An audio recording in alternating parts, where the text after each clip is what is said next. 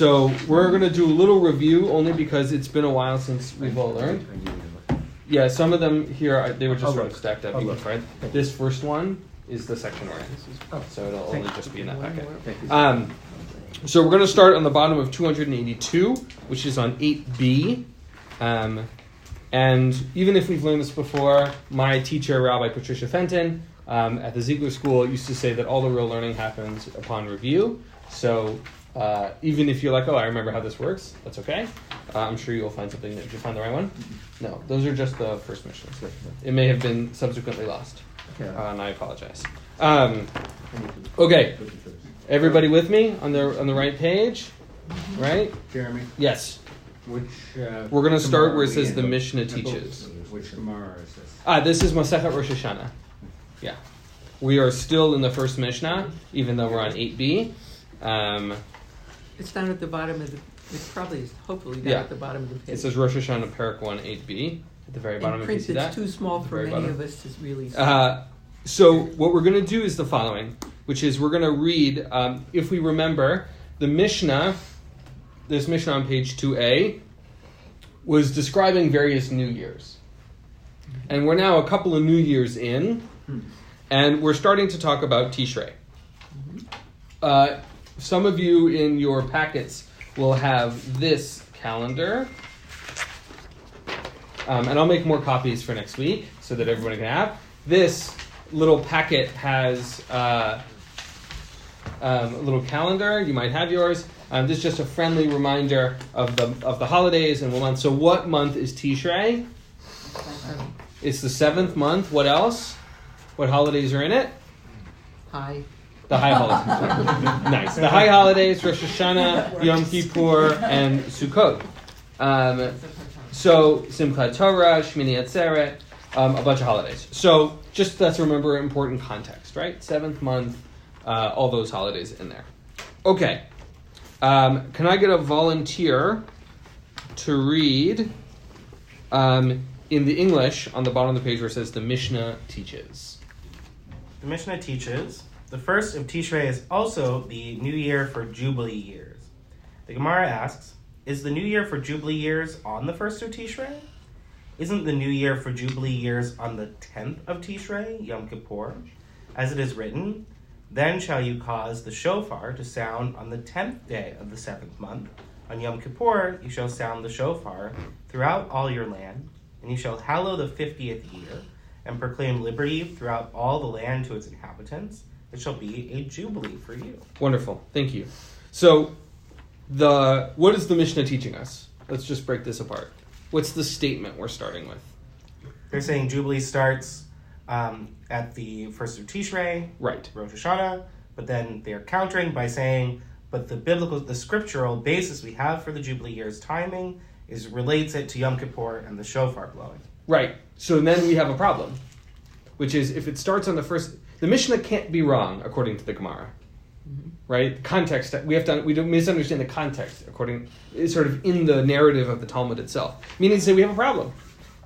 The Jubilee year can't start both on the first of the new year and on the 10th. Right? That's going to be a problem. Do we find that this text, this biblical text, to be a solid argument? Is this a good proof text? I think so. Why? Because it picks a whole picture for me. It gives a whole setting. It gives an setting and an instruction, and it tells you the time. And it's got a lot of detail in there. Yeah. Right? It's got 10th day. It's got Yom Kippur. It's got the word Jubilee in there. It seems thoroughly connected to me because of that and that it has, and you shall. So it's not even two sentences that could be separated. I think they're right together. Great. 2 verses come together, make a solid argument. Everyone feel the same way? But yeah. But it's talking about shofar blowing, and we blow the shofar on Rosh Hashanah. So can't you then say, if you're talking about the shofar being sounded throughout, that it's on the first of Tishrei rather than... Right, so we've got a shofar element here, and shofar has Rosh Hashanah and Yom Kippur elements, meaning to say that it's maybe not as solid as we wish it was. The biblical verse says that it starts on the 10th. Right. Basically, the biblical verse tells you the Jubilee year starts on the 10th. Right, so this specific verse does specify that the shofar is blown on the 10th day, but in a previous section we learned that there is a connection between the Jubilee year and the shofar. And so maybe this doesn't pull us all the way through. Right? There's some doubt perhaps. Yeah, Jan. I have a question. Just previous partial one before. It says out there you have to blow the horn, the shofar, basically at every beginning of every month, and we don't do this. That was my question. Why? Oh, it's a really good question. I don't think I know the answer to it, to be totally honest. Kind of, we only blow this on Rosh Hashanah, and that's about it. And not even on other holidays, but in Torah it says you have to blow the shofar every beginning of every month. Right, so I was wondering where we lost it and why. So the times that we blow the shofar now is every day in the month of Elul, Rosh Hashanah, and Yom Kippur. Right? So I think two important things. One is, I don't know the explicit answer to your question.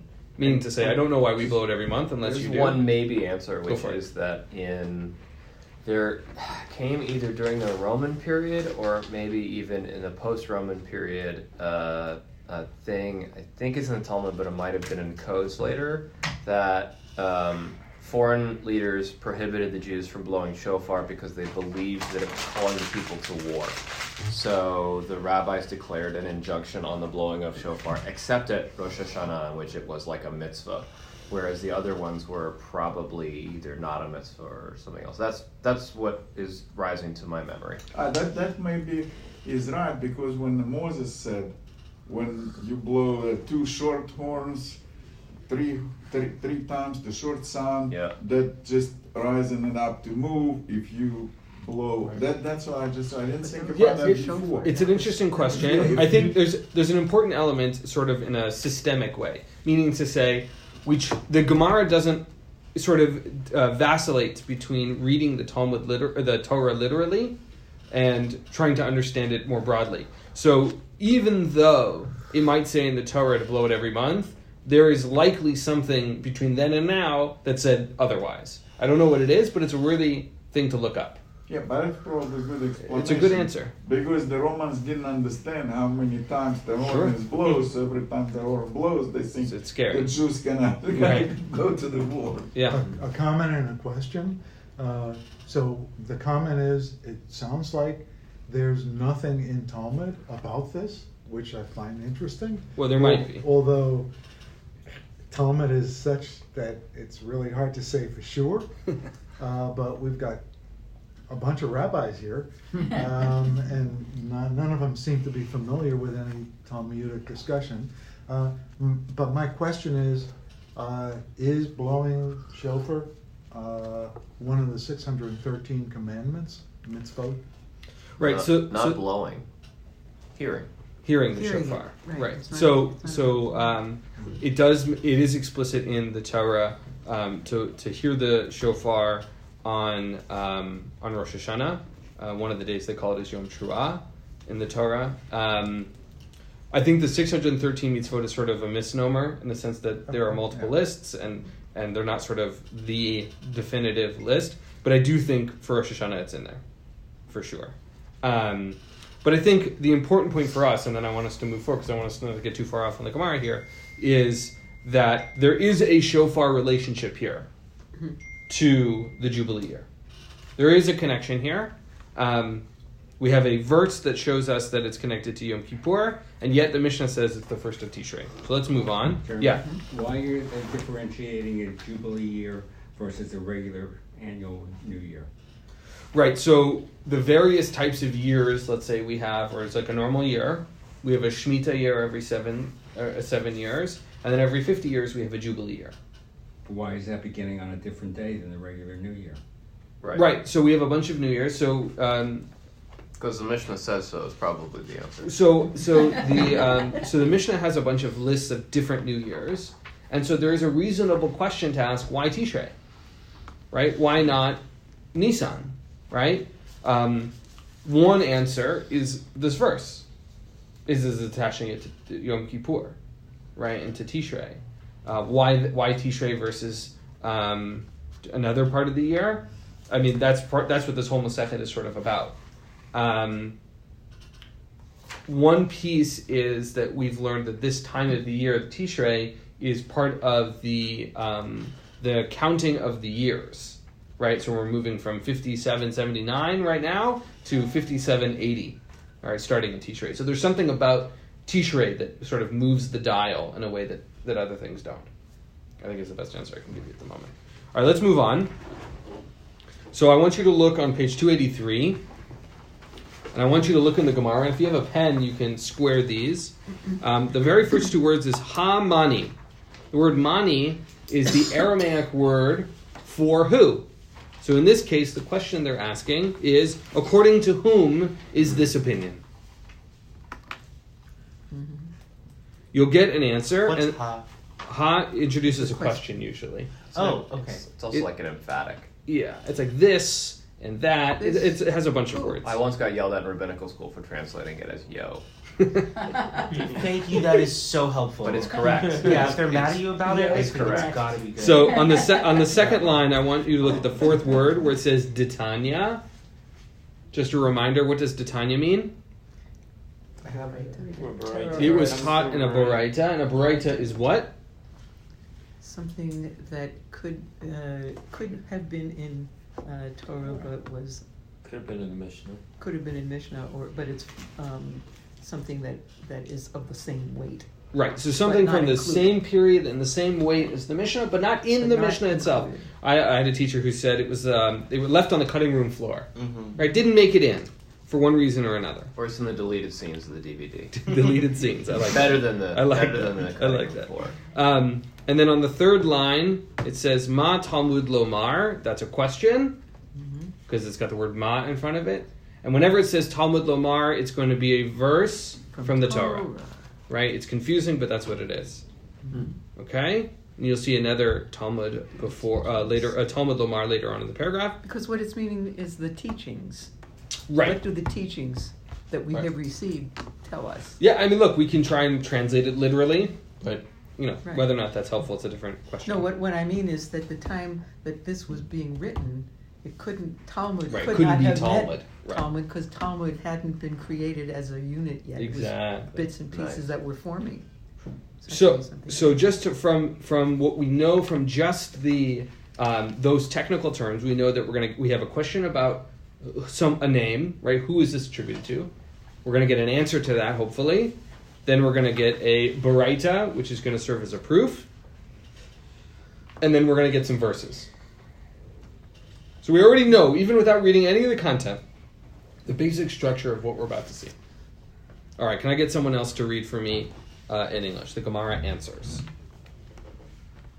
The Gemara answers in accordance with whose opinion is this Mishnah. It is the question of Rabbi Yishmael, son of Rabbi Yohanan ben Baruch, as is taught in the Baraita. What is the meaning when the verse states, "And you shall hallow the 50th year"? Since it's stated that the shofar is blown on Yom Kippur, one might have thought that the year is sanctified only from Yom Kippur and onward. Therefore, the verse states, "And you shall hallow the 50th year," which teaches that the year is sanctified from the beginning onward, from the first of Tishrei, when the year begins. Perfect, thank you. Okay, so let's just review. Whose opinion is the Mishnah, which is what? The first of Tishrei is the new year for the Jubilee year. So it's according to whom? Rabbi Yishmael. Rabbi Yishmael, the son of Rabbi Yochanan ben Baruch, right? Okay. And we know this because we have a Baraita that's effectively taught in his name. It doesn't have his name on there, but right, it was taught in a Baraita. This is his proof, right? And what is his proof? What is he saying? So we have two verses. The first verse says the following. Then you shall cause the shofar to sound on the 10th day of the 7th month. On Yom Kippur you shall sound the shofar throughout all your land.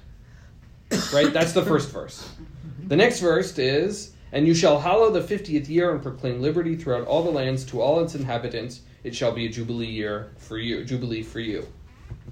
So what Rabbi Yishmael is saying is, since it says on Yom Kippur, what is it that you might have thought?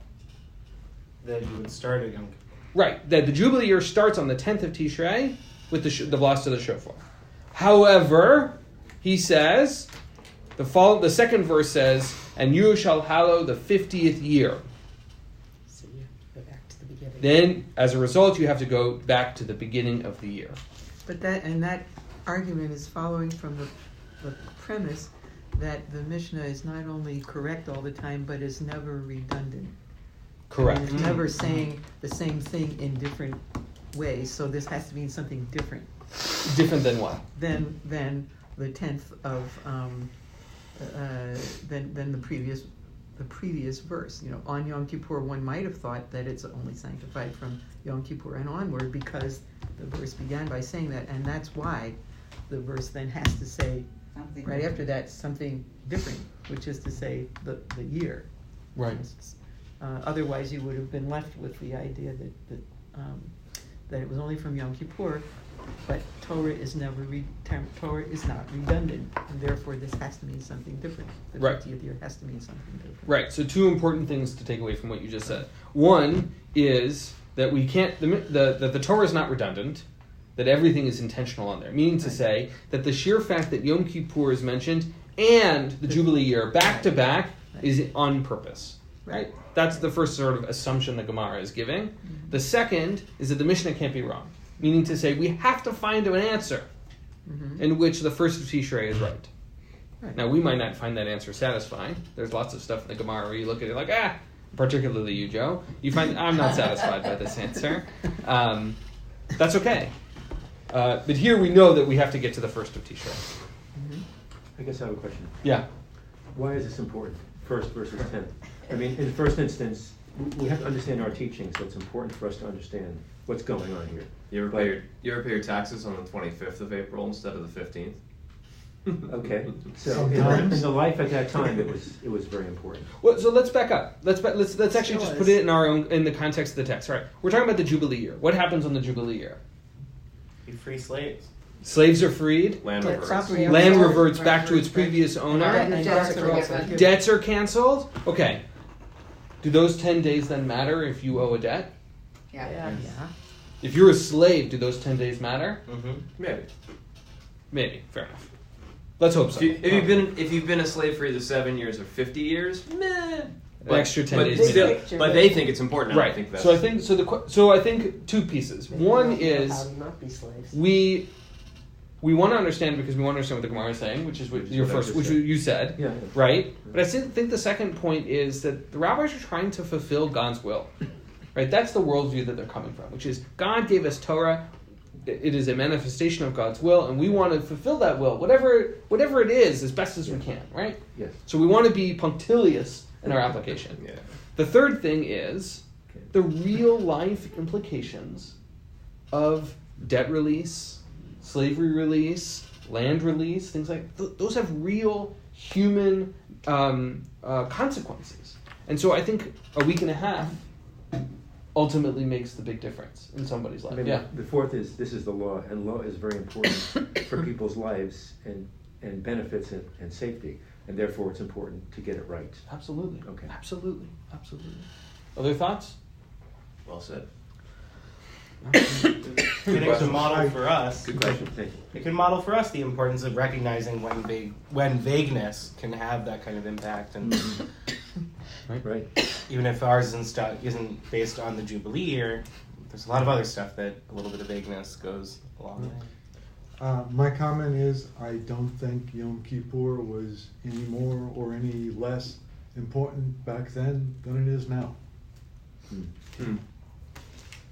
Absolutely.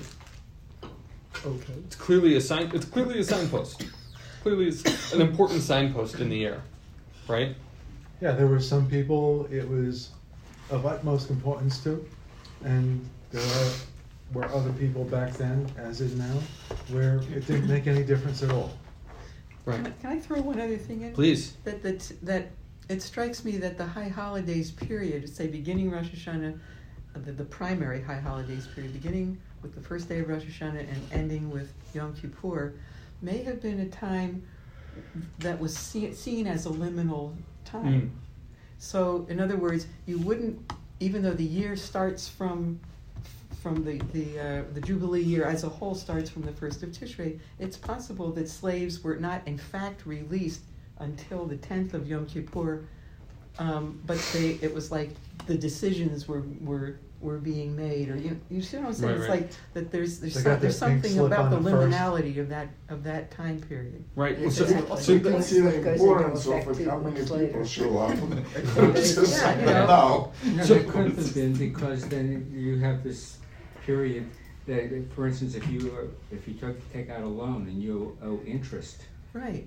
so But that's it why- would have to revert back to the first, because if you were the person who gave the loan, then you're going to want that money for the interest. But yet, if you're paying the loan, you're going to say no. But where I'm coming from is that you might know that you owe it, but you might, because of the high holiday period, you might not physically be able to pay it until Yom Kippur is done.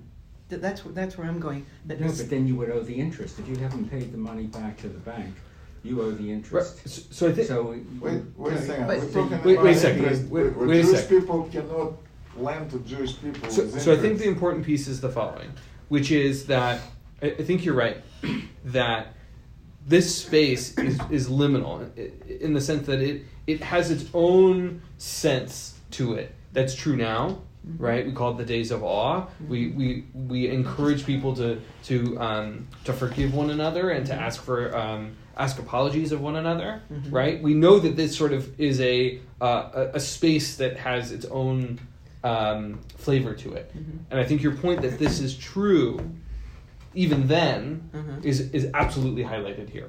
Because the question would come, their question has been, why is the second part of this verse even needed to be stated? My question is, if the second part of the verse is there, why would the first part be needed to be stated? Why would the 10th of, you see what I'm saying? Yes, But I you do. need preparation time. That's in it, right? That's That's certainly right there. another If you're a piece. slave and you're going That's to what be I'm free, saying. where are you going? What are you going to do? Certainly true. If your loans, you may have to get your ducks in line. Right, This so is I- the gray time in between your prep Right, time. and I think to your point is really valid, which is those 10 days really matter if we're talking about debts, right. You're right? talking about everything. Absolutely, someone's going to want interest on that loan for those 10 days because that's 10 days. That's money. That's my money, Exactly. right? Yeah. I think you're true. I don't think you're having the same conversation, but I think the point is well made, which is the space is problematic between the 1st and the 10th. Let's read on. It's still problematic, absolutely. Can I get another volunteer to read? Go for it, Joe. From here, Rabbi Yishmael, son of Rabbi Yohan ben Baroka, said, Same guy. Go on. From Rosh Hashanah until Yom Kippur of the Jubilee year, Hebrew slaves were not released to their homes because the shofar had not yet been sounded. And they were also not enslaved to their masters, as the Jubilee year had already begun. Rather, they would eat, drink, and rejoice, and they would wear their crowns on their heads like free people. Once Yom Kippur arrived, the court would sound the shofar, slaves would be released to their houses, and fields that were sold would be returned to their original owners. Great. What does this section do for us? Why add this? Why do we have Rabbi Ishmael's? Because it's talking about this problem. Right. The problem of the liminal time. It sort of speaks to the answer of what's going on in those 10 days, which is if you're a slave, let's just name from the outset, slavery was wrong. It's wrong then. It was wrong now. We're not condoning it in any way. But if you were a slave and you were rightfully freed on the 1st of Tishrei, and yet you weren't officially freed until the 10th, what happens to you? Should be entitled to be paid for your employment. Absolutely. Right? You're not a slave, you're a free person, Right. maybe an employee at that point. Or, as Rabbi Ishmael solves it, which is, you're neither. You're not a slave, you're not employed, because you get to hang out for a week and a half. No, Vacation. but the person who technically owns you is feeding you. So then the slave would owe him money. Potentially. right? Potentially, right? We don't know exactly the dynamics, but in Rabbi Yishmael's mind, right, you're sort of neither. You're sort of in this middle space. And how did they get a crown?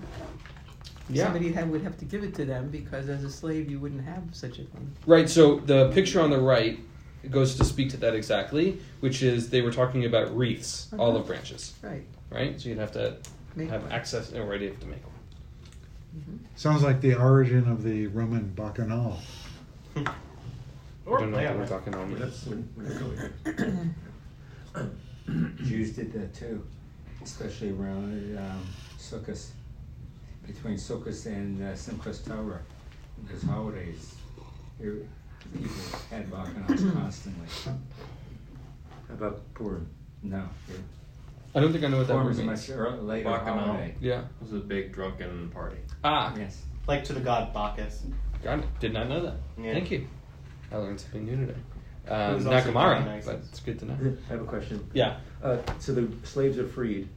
Is that forever freed, or is it a time limit on that? There's like the commentators have a question about that, and they don't really necessarily fully resolve it from what I've read, but like, so there's this thing where if you get indentured servitude for 7 years and you want to stick around, you can ask, and then you get to be a slave for either forever or until the 50th year. And in the 50th year, it's possibly the opinion based on the Talmud that even the ones who requested to remain slaves or indentured servants are required to be freed.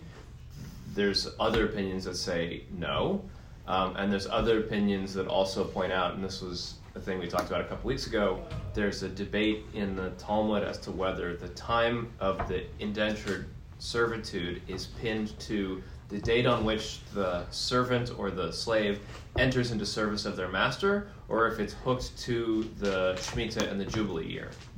And that's a debate amongst the medieval commentators, and the logical reason behind that is like, say you commit a crime against me and the judgment against you happens and it's enacted on the 14th of Elul, and you're supposed to be my slave until you pay off the debt that you did to me by cutting off my arm or whatever you did wrong. If we were to hold that you're released of your obligation on Rosh Hashanah, you only have to serve 2 weeks, which doesn't seem fair if you cut off my arm and you were supposed to get 7 years. So there is this issue around, if I know that my debt is going to be released, there is an issue of who's going to be loaning money. How does commerce continue Correct. when you know that you're not getting paid back in 2 weeks, as using your example? Yeah, Correct. Right? There is discussion amongst the rabbis around that problem, which is not exactly what you asked, but it sort of feeds into this issue, which is, what are the real ramifications of a release like this?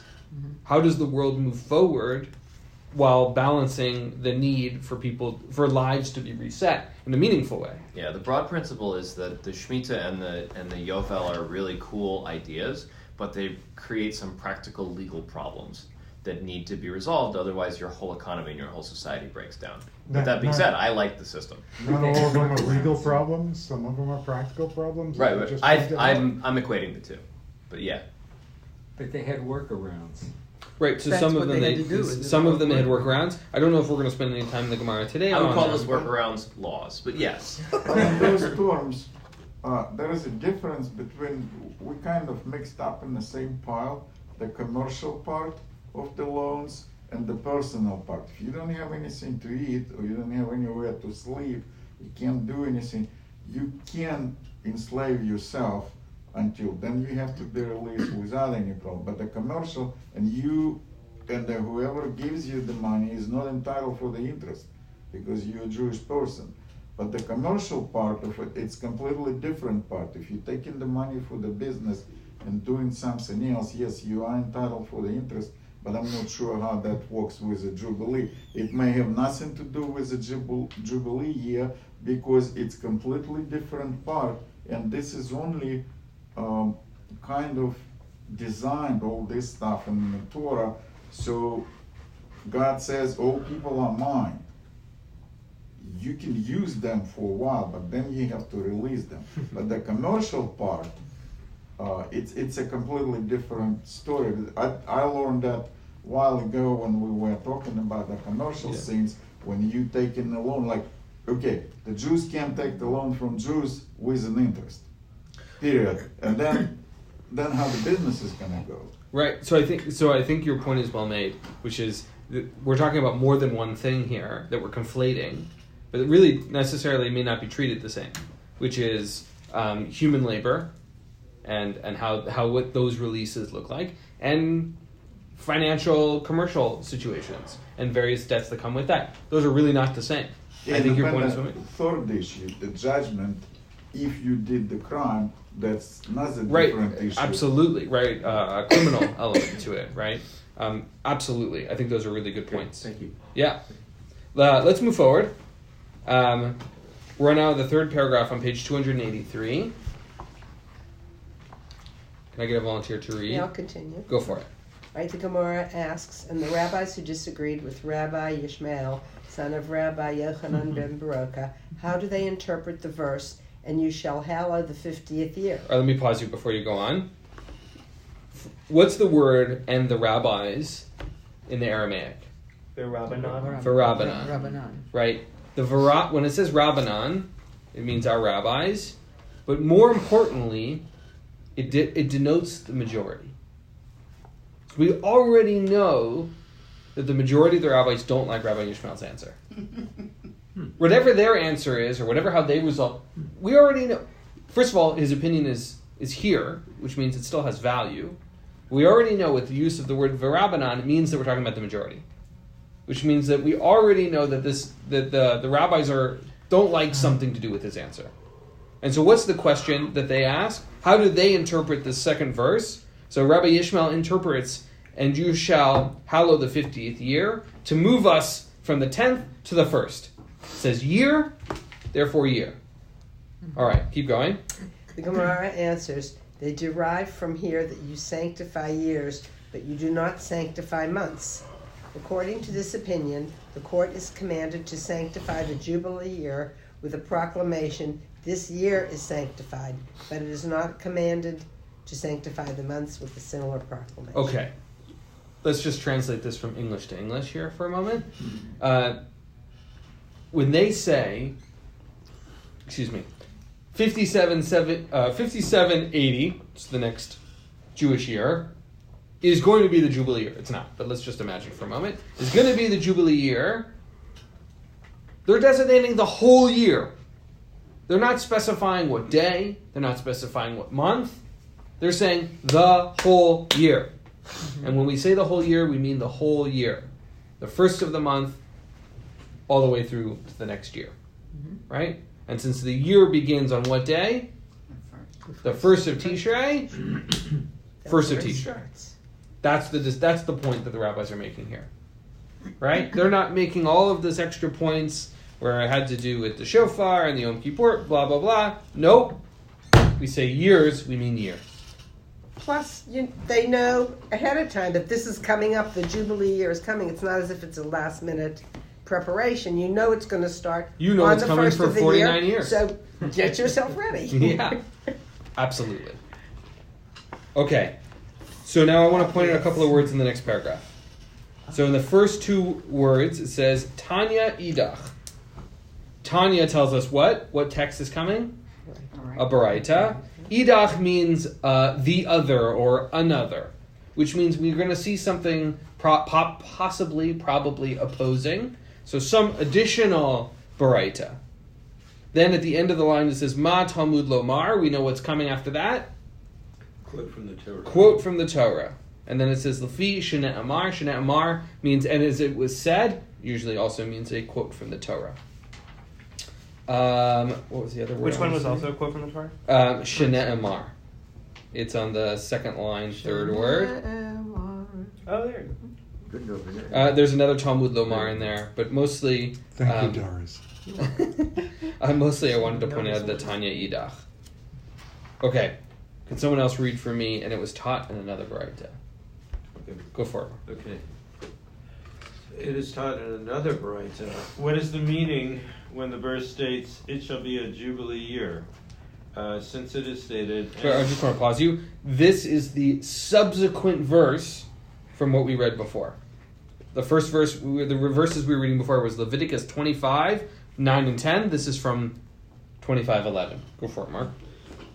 Since it is stated, and you shall hallow the 50th year, one might have thought that just as the Jubilee year is sanctified from its beginning onward, so too it is sanctified at its end onward, i.e. it remains sanctified until Yom Kippur for the 51st year.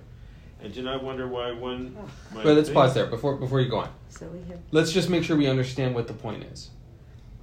If Yom Kippur is our designating date, sort of, right? What might we think? That it's going to continue until the Yom Kippur. of It's the going to next go year. 10 days Right. into the next. So we're not just talking about from the 1st of Tishrei to the 1st of Tishrei. Perhaps what we're talking about is the 1st of Tishrei until the 10th of Tishrei of the next year. So 1 year and 10 days. Right? If Yom Kippur plays this role, maybe it's not the beginning, it's at the end. Reminds me of Shabbos being 26 hours or 25 hours. Right? Right? This is a year and 10 days. Or maybe we want to be sure the back end is really included. Great, that's a nice analogy. Sounds to me like they're making trouble for themselves. That is what rabbis do. Every agree. one of them. All right, keep going, Let's Mark. throw out a bad idea so we can defeat it. That's what's going on here. Let's put it on the sideline. a We'll straw come back man. to this. Maybe. We have All nothing right. to discuss All right, if they Mark, don't do finish that. this off here. And do not wonder why one might think this, as don't we regularly add from the profane to the sacred, extending a sacred time period by adding it to both before and after Nice, the Rich, profane that's time you. period. Therefore, the verse states, "It shall be a jubilee year, the 50th year, to teach you that you sanctify the 50th year, but you do not sanctify the 51st year, even partially." Great. Okay. So, what's our answer? Contradiction. No. Solid, right? Not 10 days. Boy, am I No. glad I didn't have to read that paragraph. You Right? could, based on your idea, you could add to it because it's adding kodesh to chol. You're adding sacred to mundane, but we don't do that because fitty means fitty. Basically, right? We mean the year. We mean the year.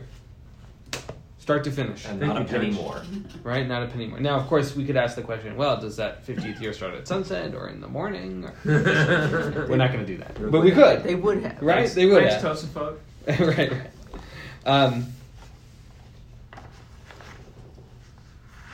Okay. I want to point out a really important phrase. So we're now on page 284. Should be the last page in your packet, but don't worry. I didn't know how far we were going to get. I have your packet, your next week's packet's already ready for you. And it's also lovely. We have now moved on to another page, 9a. Hey. Right? Woohoo! Mazel tov. Right, we've got to take every opportunity to take victories. I want you to look at the last 4 words in the paragraph, which is Kamash Malan. It says Delo. Every time you see this phrase Kamash Malan, it means whatever came before it isn't true. Right? You make the solid argument, Kamash Malan, nope. We actually don't learn it that way. Okay? So it's a really, really important phrase. You'll see it a million times, Kamash Malan. Nope, we do not learn it this way. Right? It comes from the word mashma, which sounds like from the word shema, which means in Aramaic to understand. Lan is like lanu, right? And ka is an introduction in Aramaic. It shows up when you use words in the present tense. We're not really translating it. Okay. What did you get in trouble for, Rabbi Mark? What did you get in trouble for translating ka as? Yo, also. Yo, also. Also, yeah. Right. Okay. There's a lot of words in Talmud that you don't need. Right. It's the present yo. Right, exactly. All right. And then Dela is no? Yeah, that it is not the case. Yeah. Like la is the same as lo here. Yeah. So kamashma, this is the full phrase. Kamashmalan delo. We learned that this is not the case, but it usually drops the delo at the end. Right. Okay, and it starts with v'Rabbanan, which means we know we're talking about the majority of rabbis. Someone want to read this paragraph for us? Oh, All right, read go it. for it, Rabbi Dan. So, And the rabbis who do not require an additional verse to derive that the Jubilee year does not extend until Yom Kippur of the 51st year. Because we just did that. This is a typo. Derive this halakha. That's weird. From the verse, you count the 50th year as the Jubilee year alone, but you do not count the 50th year as the Jubilee year and also as the first year of the next sabbatical cycle. This halakha comes to right. Just pause a second. Right. Let's just make sure we're clear. Right, which means is we don't count 50th year as also the first year. Right. So the following year is the following Jubilee year is a 0 year. Yeah. Let's try it that way. Right. It's 50 and 0, which means that the first year of the count is 51st year. It's the first year. We don't count them as the same. Okay, makes sense. Right? For example, we don't say Shabbat is both the end of the week and the first of the week. It's not day 1 and day 7. It's just day 7. First day of the week is the next day. Okay? As the Jubilee year alone, that's the operative idea, I think. Right. Okay.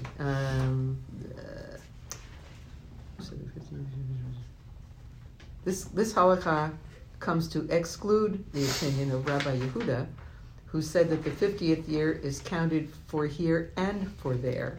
Oy. In other words, both as the Jubilee year and Oy. also as the first year of the next sabbatical cycle. Lest someone thinks that this is the case, therefore, this verse teaches us that this is not so, and that's the Kamash Malan Delo. Rather, and this is the explanation, rather that the 50th year is the Jubilee year only, and the following year is the first year of the next sabbatical cycle. Awesome. I want to point out one more important word to you, which is on the third line in the first word. It says la'apuke. Does everybody see that? That's the word to exclude. We'll see that word a lot also. To exclude. So meaning to say, right, we didn't actually get Rabbi Yehuda's opinion. Rabbi Yehuda believes that the 50th year is also the first. Right, you count them overlapping. Mm-hmm. Right, but we're learning, we didn't learn his opinion before. It didn't show up in our text. But just in case you knew his text, we don't do that. The majority says, no, separate years. So let's just take a moment before we end. So yeah, you have 7 Shemitas in a 50-year period. So then you have a Shemitah, and then you have a Jubilee year. Back to back. Right? So 7 to 49. 50 years Jubilee. Exactly right. And in a Jubilee year, are you allowed to harvest the grain and so on? It's a good question. My instinct is to say no, but there's probably a rule around that because you got to be able to eat for 2 years. Because you do the 6 years, the 7th year is the complete rest for the land, and then you have at the 7th cycle, you have a 7th year, so then you have a 1 year, the rest for the land, and then you have a 50th year, it's another year for the rest of the land, if we do... Right, so especially with the land going back to previous owners, it's, at the moment, I don't know the answer, right? It's a good question, though. And it's an interesting, basically, if you take somebody as a slave, or the loan in the 49th year, then in the 50th year, you still have to release him. Yes. That is a problem. That's another interesting thing. Yeah. So I think, I don't know the answer. It's a good question, though. My instinct is to say that the answer is yes. You don't have the rights to plow the land, especially if it's not going to be yours.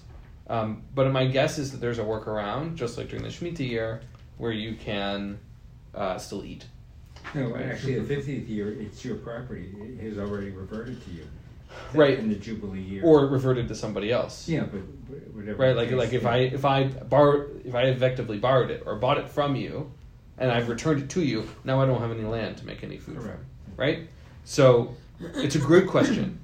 So I think the point, let's just sort of back up and sort of pull all of this together, which is to say, we asked a fundamental question, which is, when does this period of time really start and finish?